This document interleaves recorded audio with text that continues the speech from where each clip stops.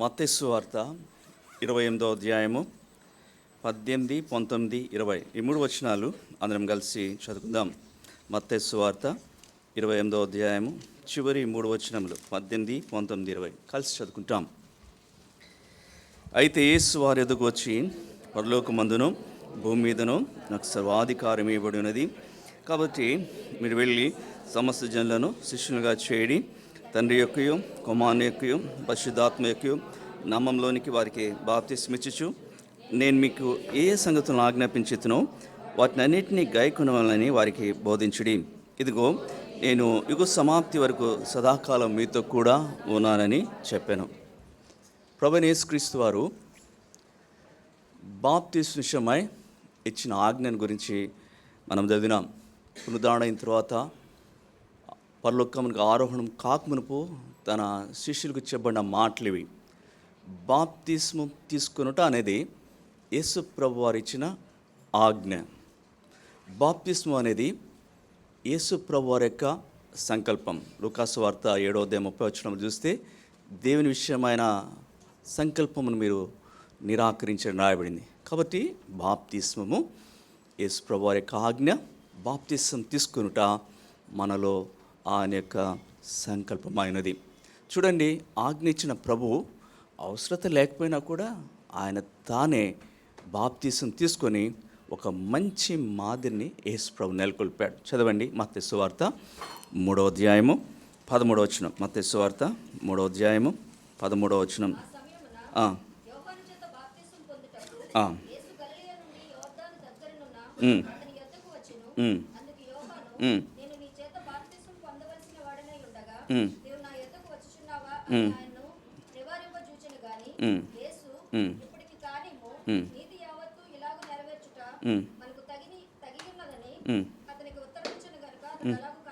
కాబట్టి యోహాను ఒక విధంగా సంశయిస్తున్నాడు యేసు ప్రభు బాప్తిస్మం ఇవ్వడానికి. కానీ ప్రభు అన్నాడు, నీతి యావత్తు ఇలా జరుగుట ఇప్పుడు కానిమ్ము. కాబట్టి ప్రభువైన యేసుక్రీస్తు బాప్తిస్మం యొక్క నీడ్ ప్రభుకి లేదు. ఈవెన్ దెన్ మానవాళికి రక్షణ పొందే విశ్వాసులకు మాదిరికరంగా ఉండలాగన నీతిని జరిగించుట కొరకాయి యేసు ప్రభు ఆయన తానే బాప్తిస్మం తీసుకున్నాడు. బాప్తిస్మం తీసుకొని బయటికి రాగానే పరలోకపు తండ్రి ఆయన గురించి ఎంత మంచి సాక్ష్యం ఇచ్చినాడు. ఇదిగో ఈయనే నా ప్రియకుమారుడు, ఈయనందు నేను ఆనందించిన అనే ఒక శబ్దము ఆకాశంలో నుండి వచ్చింది. కాబట్టి బాప్తిస్మము యేసు ప్రభు వారి ఆజ్ఞ, యేసు ప్రభు వారు చూపిన మాదిరి. సరే, ఇంతకీ బాప్తిస్మం అంటే అర్థం ఏమిటి? అసలు ఎందుకు బాప్తిస్మం తీసుకోవాలి? బాప్తిస్మం రక్షణలో తీసుకొస్తుందా? బాప్తిస్మం అంటే యేసు ప్రభు మనలో జరిగించిన రక్షణ కార్యాన్ని తెలియజేసే సందర్భం అది. చూడండి,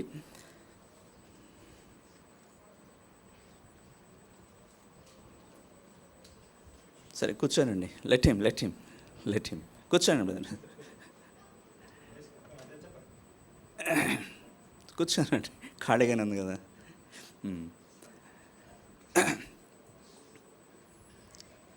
ఒక వ్యక్తి రక్షించబడిన తర్వాత ఆయన రక్షించబడిన సంగతి ఇద్దరికి మాత్రమే తెలుస్తుంది. ఎవరికి తెలుస్తుంది?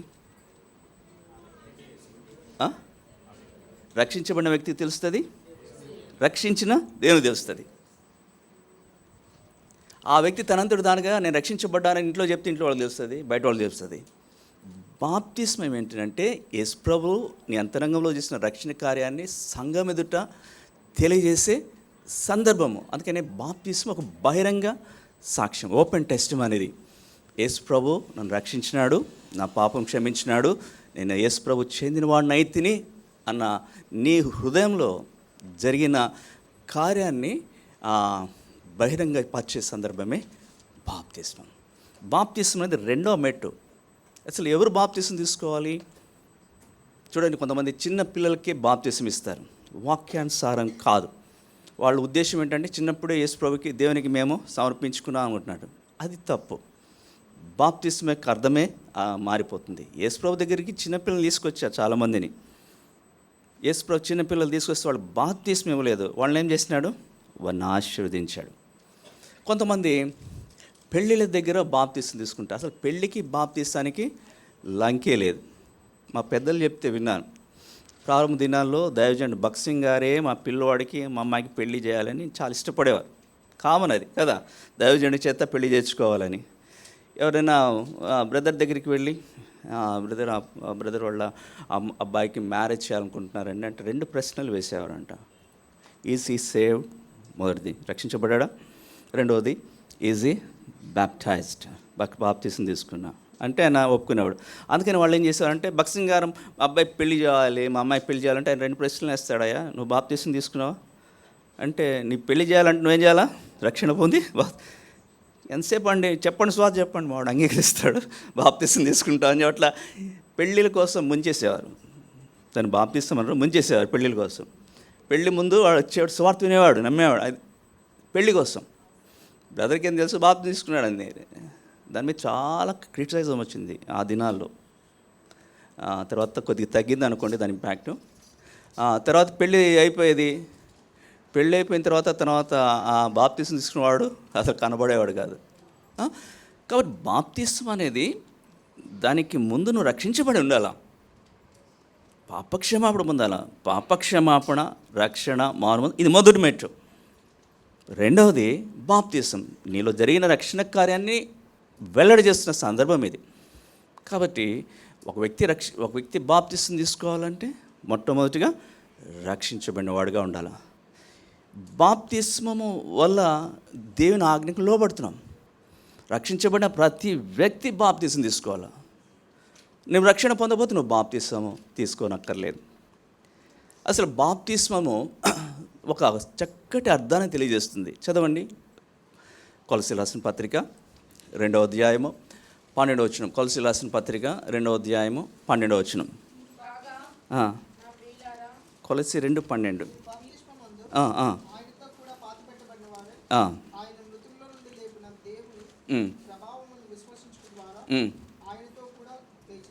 బాప్తిస్మంలో ఏం చేస్తారు? పూర్తిగా ఒక వ్యక్తిని ముంచేస్తారు, ముంచి పైకి లేపుతారు. దానికి అర్థం ఇక్కడ రాయబడింది. దానివల్ల ఏంటంటే బాప్తిస్మంలో యేసుప్రభుతో కూడా పాతి పెట్టబడిన వారే. అంటే ముంచడం వల్ల ఏమవుతుందంటే యేసుప్రభు యొక్క శిలువ మరణ భూస్థాపన పునరుద్ధానానికి ఐక్యతగా గుర్తుగా ఉంది. పాతి పెట్టబడి మళ్ళీ అంతే ముంచారు. ఏం చేస్తారు? వెంటనే పైకి లేపేస్తారు. అదేంటంటే మళ్ళీ యేసుతో కూడా నేను తిరిగి లేపబడ్డాను అంటే దాని అర్థమేమంటే, బాప్తిస్ సాక్ష్యంలో నేను నీటిలో పూర్తిగా ముంచడం ద్వారా ఏం తెలియజేస్తున్నావు అంటే, నేను పాపం కొరకై చనిపోయాను, పాపం కొరకే నేను మృతి చెంది పాతి పెట్టబడ్డాను. వెంటనే నేను లేపుడుదా నువ్వేం చేస్తున్నావు అంటే, నూతన జీవితం కొరకై, పరిశుద్ధ జీవితం కొరకై నేను లేపబడ్డాను అన్న సత్యాన్ని ఆ బాప్తిసం, నీటి బాప్తిసమం తెలియజేస్తుంది. కాబట్టి మీరు 5గురు వచ్చినారు, మంచిది, చాలా సంతోషం. అది చాలా ఆనందకరమైన సంఘటన. మీరందరూ కూడా మొదటి మెట్టు కలిగి ఉన్నారని మేము నమ్ముచున్నాం. మీరందరూ కూడా క్షమించబడ్డారు, రక్షించబడ్డారు. అటువంటి నిశ్చయత మీకు కలిగి ఉందని మేము నమ్ముచున్నాం. తర్వాత బాప్తిసం తీసుకుంటూ ద్వారా ప్రభు ఇచ్చే శ్రేష్టమైన దేవుని ఏంటంటే, వారి హృదయాల్లో ఎంతో ఆనందం ఇస్తారు. అసలు ఒక వ్యక్తి బాప్తిసం తీసుకోవటానికి ఎంత సమయం కావాలి? రక్షణ పొందిన తర్వాత బాప్తిసం తీసుకోవడానికి మధ్యలో ఎంత వ్యవధి ఉండాలా? ఎన్ని రోజులు ఉండాలా? వెంటనే దేవుని వాక్యం ఆ రీతి సెలవిస్తుంది. ఒకసారి ఒక మందిరంలో పేరు చెప్పండి, బాప్టిజం జరుగుతున్నాయి. జనరల్గా ఒక క్లాస్ ఇస్తారు మనకి మన ఫెలోషిప్స్లో బాప్టిజం కొరకే కౌన్సిలింగ్. సరే కూర్చోబెట్ట ఒక బ్రదర్తో, ఆయనతో పాటు నాకు కూడా, బ్రదర్ మీరు కూడా ఇద్దరు కలిసి వాళ్ళు కౌన్సిల్ చేయండి అన్నారు. ఆయన నాతో పాటు ఆయన వన్ ఆఫ్ ది ఎల్డర్స్, ఆయన పెద్ద ఆయన ఒక యవనస్తుడు కూర్చున్నాడు. ఆయన అడుగుతున్నాడు, బాగా నలిగావా అన్నాడు. అండి బాప్తిసం తీసుకోవాలంటే నలగాలండి అన్నాడు. బాగా నలిగావా? ఏం నలగాల? ఎక్కడ నలగాల?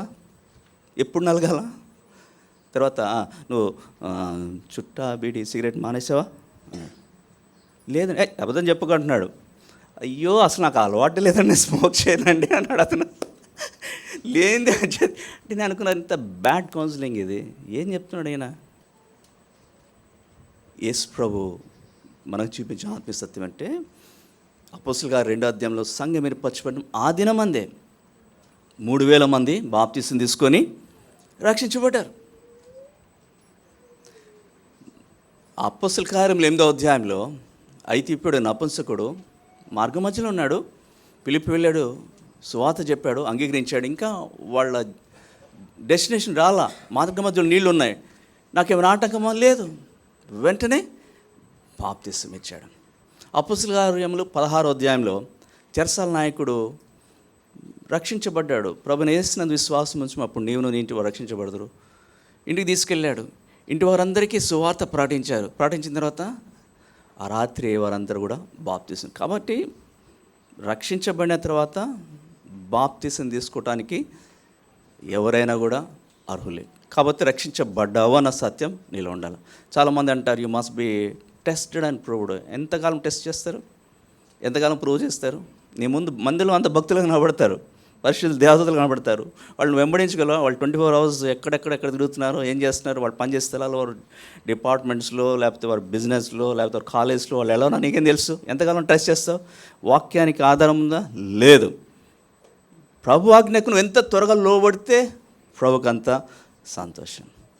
కాబట్టి చాలాసార్లు మేము బాప్తీసం తీసుకోవాలంటే మేము నిలబడగలమా? చాలామంది నువ్వు నిలబడలేవు, నీ వల్ల కాదు, నిలబెట్టేది ప్రభు. మీలో నివసింపచేర్చిన ఆత్మ ద్వారా మిమ్మను జీవింపచేస్తాడు ప్రభు. కనుక ఒక వ్యక్తి రక్షణ పొందిన వెంటనే ఎంత త్వరగా నీటి బాప్తీసంలో సాక్ష్యం ఇచ్చుట అంత మంచిది. తర్వాత బాప్తీసం తీసుకున్నప్పుడు గొప్ప సంతోషం ప్రభు ఇస్తాడు. రక్షించబడిన తర్వాత సంతోషం ఇస్తాడు కదా, రక్షణానందం ప్రభు ఇస్తాడు. రక్షించబడిన తర్వాత ప్రభు యొక్క ఆజ్ఞకు నువ్వు ఇదే చూపుడు ద్వారా ఆ సంతోషాన్ని ప్రభు పరిపూర్ణం చేస్తాడు. చూడండి, ఆ నపుంసకుడు బాప్తీసం తీసుకొని వెళ్ళేటప్పుడు ఎట్లా వెళ్ళాడు చూడండి. అపోస్తలుల కార్యములు 8వ అధ్యాయము 38వ వచనం. అపోస్తలుల కార్యములు 8వ అధ్యాయము 38వ వచనం, లేకపోతే 39వ వచనం. వారు నీళ్లలో నుండి వెడలు వచ్చినప్పుడు ప్రభు ఆత్మ ఫిలిప్పును కొనిపోయాను, నపుంసకుడు సంతోషించుచు తన త్రోవను వెళ్ళాను. ప్రభు ఆయన హృదయంలో సంతోషం పెట్టినాడు. ఇక్కడ కూడా చూడండి, అపోస్తలుల కార్యములు 16వ అధ్యాయం. అపోస్తలుల కార్యములు 16వ అధ్యాయం 33వ వచనం. రాత్రి ఆ గడియలోనే అతడు వారిని తీసుకుని వచ్చి వారి గాయములు కడిగాను. వెంటనే అతడును అతని ఇంటి వారందరూ బాప్తీసం పొందిరి. మరియు అతడు వారిని ఇంటికి తోడుకుని వచ్చి భోజనం పెట్టి దేవుని యందు విశ్వాసం ఉంచిన వాడై తన ఇంటి వారందరితో కూడా ఆనందించాను. ప్రభు ఆ ఇంటి వారందరికీ రక్షణ ఇచ్చాడు, ఆ ఇంటి వారందరికీ బాప్తీస సాక్ష్యములు విధేయత ఇచ్చాడు, ఆ ఇంటి వారందరికీ ఆనందం ప్రవహిస్తాడు. 3 రకాల ఆనందం ఇస్తాడు బాప్తీస సందర్భంగా. మొదటిగా ప్రభు ఆజ్ఞకు లోబడి బాప్తీసం తీసుకున్న వ్యక్తి హృదయంలో చెప్పిన రీతిగా ప్రభు ఆ వ్యక్తిని ఆనందభరితంగా చేస్తాడు. రెండవది, సంఘంలో కూడా ప్రభు ఆనందిస్తాడు కదా. మన సంఘం అంతా ఆనందిస్తాం, మన బిడ్డలు ప్రభుకు లోబడ్డారు, ప్రభు ఆజ్ఞకు విధేయత చూపారు, ముందుకొచ్చారు అని చెప్పి సంఘంకు ఆనందం ఇచ్చే సందర్భము బాప్తీసం. ఇంతకంటే అధికంగా పరలోకానికి ఆనందం కలిగిస్తాం. ప్రభు అన్నాడు, అటువలి మారు మనసు పొందు ఒక్క పాపి విషయమై దేవుని దూతలు ఎదుట పరలోకంలో గొప్ప సంతోషము కలుగును. నీ హృదయంలో, నీ అంతరంగంలో ప్రభు చేసిన రక్షణ కార్యం గురించే మారు మనసు పొందితేనే అంత సంతోషం. అయితే ఇప్పుడు నువ్వేం చేసావు అంటే అసలు నువ్వు బయటకు వచ్చావు, పబ్లిక్గా సంఘం ఎదుట, అంధకార శక్తులు ఎదుట, దేవుని దూతలు ఎదుట బహిరంగంగా నేను యేసు ప్రభుకు చెందినవాడను, చెందిన దానను, యేసు ప్రభు నా పాపములు క్షమించబడ్డాడని బహిరంగంగా సాక్ష్యం ఇస్తే పరలోకంలో ఇంకా ఎంత గొప్ప పండగ అండి. నా కుమారుడు నా విషయమై సంఘంలో అందరి ముందు నేను చేసింది రహస్యంగా ఉంచగా నీటి బాప్తీసం ద్వారా తెలియజేస్తూ వచ్చాడు అని పరలోకంలో ఎంత గొప్ప సంతోషం అండి. అద్భుతం కదా. అంటే నువ్వు బాప్తీసం తీసుకోవడం ద్వారా ఏం చేస్తున్నావు అంటే పరలోకాన్ని సంతోషపరుస్తున్నావు. దేవుని దూతలను సంతోషపరుస్తున్నావు, ఆ గొప్ప అంతస్తులకు రాబడుతున్నావు అనమాట. నువ్వు చేసింది ఒకటే, ప్రభు ఆజ్ఞ ఇచ్చాడు, అది ఆయన సంకల్పం, లోబడ్డావు అంతే. అద్భుతం. కాబట్టి సహోదరి సహోదరుడా, నిజంగా ఇది చాలా గంభీరమైన సమయం అండి. అంధకార శక్తులు గమనిస్తున్నారు, సంఘం గమనిస్తుంది, పరలోకంలో దేవదూతలు గమనిస్తున్నారు, ప్రభు గమనిస్తున్నాడు.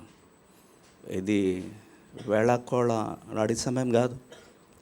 ఇప్పుడు కొన్ని నిలబెట్టి గంభీరంగా ప్రశ్నలు అడుగుతారు, ఏదో మిమ్మల్ని కార్నర్ చేయాలని, లేకపోతే వచ్చిన వాళ్ళని నవ్వించాలని అట్లాంటి ప్రశ్నలు రావు.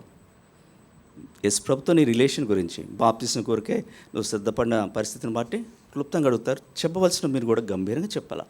ఎందుకంటే నీ మీద చాలా కళ్ళు ఉన్నాయి. ఇప్పుడు ప్రభు దేవదత్తులు పరం నుండి చూస్తున్నారు, సంఘం చూస్తుంది, అంధకార శక్తులు కూడా. అరే ఇప్పుడు దాకా వాడు మా హస్తాలు ఉన్నాడు, బయటకు వెళ్ళిపోయి బహిరంగ యేసు ప్రభుని ఒప్పుకున్నాడు, వాళ్ళు కూడా చూస్తూ ఉంటారు. వాళ్ళేమో దుఃఖపడతారు, దేవదత్తులు ఆనందిస్తారు.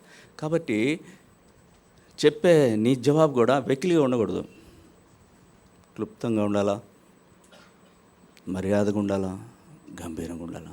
అది ప్రభుకు మహిమ తెచ్చేదిగా ఉండాలి. సంఘం కూడా ఇది నవ్వులాట కాదు. వాళ్ళు చెప్తున్నప్పుడు వారి గురించి మనం ప్రార్థన చేయాలా, వారిని బట్టి ఆనందించాలా. ప్రభుకు వారు లోబడ్డారు, వారిని బట్టి ప్రభుని గానపరచాలి. తర్వాత బాప్తిసం తీసుకున్న తర్వాత మనం వీళ్ళు ఆత్మీయంగా బలపడాలంటే వెంటనే వాళ్ళందరూ సంఘంలో చేర్చబడిన తర్వాత ఏం జరిగింది, వాళ్ళకి 4 విషయాలు చెప్పబడ్డాయి. చదవండి అపొస్తలుల కార్యములు 2వ అధ్యాయము, ముందు 41 చదవండి, 42. అపొస్తలుల కార్యములు 2వ అధ్యాయము 41, 42.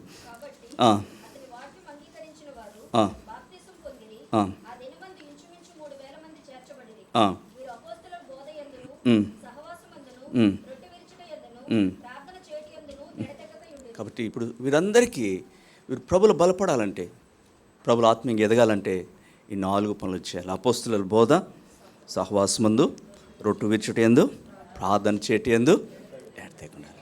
ఈ రీతిగా ఎడతెగగా ఉండటం ద్వారా ప్రభులో నూతనంగా జన్మించిన వారు, ప్రభు మహిమార్థమై నీటి బాప్తిసంలో సాక్ష్యం ఇచ్చిన వారు ప్రభులు ఎదుగుతూ రాగలుగుతారు. కాబట్టి తప్పనిసరిగా మీ 5 మరి రాను దినాల్లో ఇట్లాంటి సహవాసంలో కొనసాగుతూ రావాలి. ఈ అనుభవాలు మీ జీవితంలో ఒక భాగం అయిపోవాలి. ప్రభు బిడ్డలతో సహవాసం, బలలో సహవాసం, ప్రార్థనలో సహవాసం, అపొస్తలుల బోధ యందు స్థిరపరచబట్టి ఇవన్నీ అవసరమైంటున్నాయి. తర్వాత బాప్తిసం తీసుకున్న తర్వాత ఇప్పుడు ఏమంటే మీరు 10 మందిలో బయటకు వచ్చేసారు. ఇప్పుడు దాకా అది కొద్ది మందికే తెలుసు మీరు రక్షించబడ్డారు అన్న సత్యం. ఇప్పుడు ఏమైంది, అందరు చూస్తున్నారు. చూసేటప్పుడు ఎట్లా ఉండాలా చదవండి. గలతీయులకు రాసిన పత్రిక 3వ అధ్యాయం 26, 27 వచనాలు. గలతీయులకు రాసిన పత్రిక 3వ అధ్యాయము 26, 27 వచనాలు.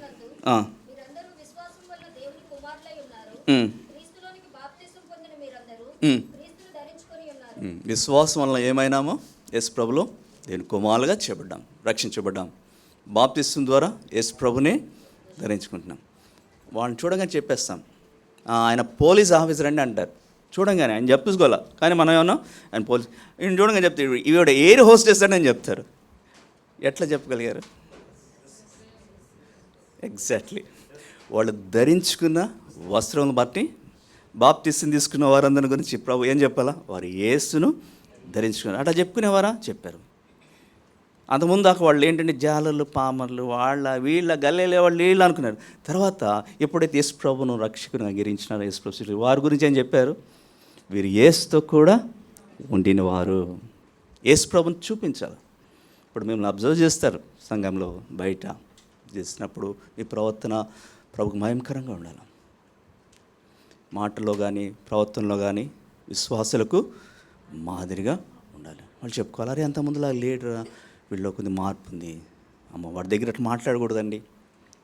ఒకసారి ఒక బ్రదర్ హైదరాబాద్లో ఒక దైవసేవకుడు ఒక మంచి బిలీవర్ని కలవడానికి ఆయన ఆఫీస్కి వెళ్ళినాడట. అది హైటెక్ సిటీలో అక్కడ మంచి కార్పొరేట్ ఆఫీస్. అందులో వెళ్ళి ఆయన ఎక్కడున్నాడో తెలియదు, ఆయన క్యాబిన్ ఎక్కడో ఉందో తెలియదు, చాలామంది స్టాఫ్ ఉన్నారు. ఇక్కడ దగ్గర ఒక అడిగాడంట, పలానా ఆయన ఎక్కడున్నాడండి, ఎక్కడ ఉంటాడు, ఏ ఫ్లోర్లో ఉంటాడు, ఏ క్యాబిన్లో ఉంటాడంటే, ఎవరు ఆయన? జీససా? జీసస్ ఫాలో అయ్యారు ఆయన అక్కడ ఉంటాడండి. ఆయన అందరిలా కాదండి ఆయన. ఆయన చాలా ప్రత్యేకంగా ఉంటాడు. ఆయన చాలా భక్తిగా ఉంటాడు. ఆయన రండి నేను చూపిస్తాను. ఆయన క్యాబిన్ దగ్గర తీసుకెళ్ళాడు. బ్రదర్ మీ గురించి ఎంత మంచి సాక్ష్యం విన్నాను. యేసు ప్రభుని ఏం చేస్తున్నాడు ఆయన? ధరించుకున్నాడు. యేసు ప్రభుని ఏం చేస్తున్నాడు? చూపిస్తున్నాడు. కాబట్టి పిల్లరా ప్రభు మీకు సహాయపడతారు. ఎందుకంటే ప్రభువా నీ మహిమార్థమే జీవించు, నిన్ను ధరించుకున్న వ్యక్తిగా లోకానికి నిన్ను చూపించు. అందుకే మనం పాడతాం కదా, యేసును వారికి చూపించు ప్రేమ వార్తను చాటించేవారుగా ఉండాలి. తర్వాత బాప్తిసం తీసుకున్నారు. వీళ్ళు మనం ఎంకరేజ్ చేయాలి. చాలాసార్లు తెలుసో తెలియక అజ్ఞానం బట్టి ఏం చేస్తారంటే ఇంట్లో లేదా బయట ఏదైనా వాళ్ళు చిన్న తప్పు చేశారంటే ఏమంటారంటే పెద్ద భక్తుడు నువ్వు బాప్తిసం తీసుకున్నావుగా, బాప్తిసం తీసుకొని తప్పులు చేస్తావా అని చెప్పి వాళ్ళు చాలా గేలి చేస్తారు. Never do like that. అలా ఎప్పుడు అనకూడదు. మీరు ఎంతకాలం అవుతుంది బాప్తిసం తీసుకొని? మీరేమైనా పరిపూర్ణుడా? ఎన్నిసార్లు తప్పులు చేస్తామండి. వాళ్ళని ఎంకరేజ్ చేయాలి. ఒకవేళ పొరపాటు జరిగింది, చెప్పకుండా చెప్పాడు, చేయకుండా చేశాడు, అరే నువ్వు అలా చేయకుండా ఉంటే బాగుంటుంది. వాళ్ళు మాట్లాడుకుంటే చెప్పాల్సిన రీతిలో చెప్పాలి. బాప్తిసం తీసుకున్నావు కదా నువ్వు భక్తుడు అట్లా ఇప్పుడు కూడా చెప్పకూడదు. వాళ్ళని ఎంకరేజ్ చేయాలి. వాళ్ళు లోబడ్డారండి, ప్రభువుకు విధే చూపారు. అనేక మంది లోబట్టలేదు, సొంత తలంపులు పెట్టుకుని వెనకని చేస్తున్నారు, ముందుకు వచ్చారు. వారిని మనం ఎంకరేజ్ చేస్తూ రావాలి. కాబట్టి ఈ సమయంలో వీరి యొక్క విధేయతను బట్టి ప్రభుకు వందనస్తులం అంటున్నాం. కనుక ఈ సమయంలో ప్రభు ఇచ్చిన ఆజ్ఞకు వీళ్ళు లోబడబోతున్నారు.